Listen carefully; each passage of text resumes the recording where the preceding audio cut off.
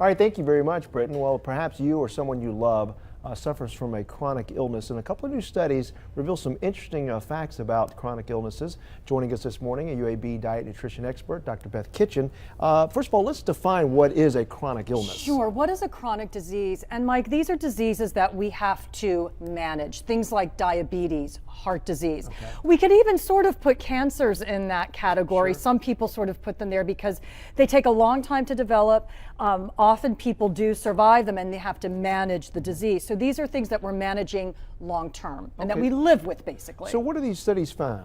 Well, we had two interesting studies that came out this week. One was a study that was a joint effort among NPR, the Robert Wood Johnson Foundation, and Harvard School of Public Health. And they're looking at stress. So they did this big survey on stress, and they found that 1 in 4 Americans describes major stresses in their lives over the last month.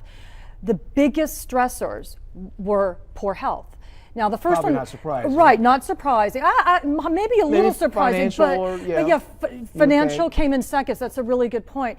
But poor health was the first and biggest stressor. Now, most of that was from disability, 45%. But the next biggest health concern, 36% described chronic diseases. Okay. The other study was a study in the Lancet saying chronic diseases are now killing 2/3 of people worldwide. Now, that's been the case in the United States for quite a while, but worldwide it's been a bigger problem with some communicable diseases, infectious disease. Now chronic disease, the big killer for everybody. Because I guess it leads to other things, like in the case of diabetes and that type of thing. Exactly. And so one of the interesting things, that's all the bad news, okay? Right. But the good news is that there are there's a short list of factors that play in to almost all of the chronic diseases that we suffer from, that we get stressed out because of, and that we die from. So we're you going to take a look at alter those. your course. You can prevent. Prevention's always easier than managing once you get there. Okay. We can prevent, but even once we have the disease,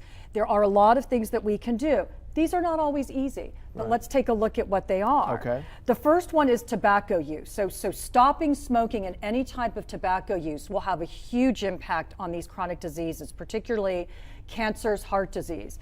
And poor diet, physical inactivity, drinking too much alcohol, and uncontrolled high blood pressure and high blood fats. So look at all of these things and you can see that these are essentially habits that we can change. Tough to change behaviors, but very tough to change. We talk about these things almost sometimes flippantly. Just exercise, change your diet. It's a lot easier said than done, but it can be done. all right, give some people some things they can do then. This is a big long list. We're going to look at sort of a few heavy hitters. Okay. One of the things that I recommend is that if people are overweight, lose 10% of your body weight. So let's say you weigh 270 pounds and maybe your ideal body weight is 180. That's a lot of weight to lose.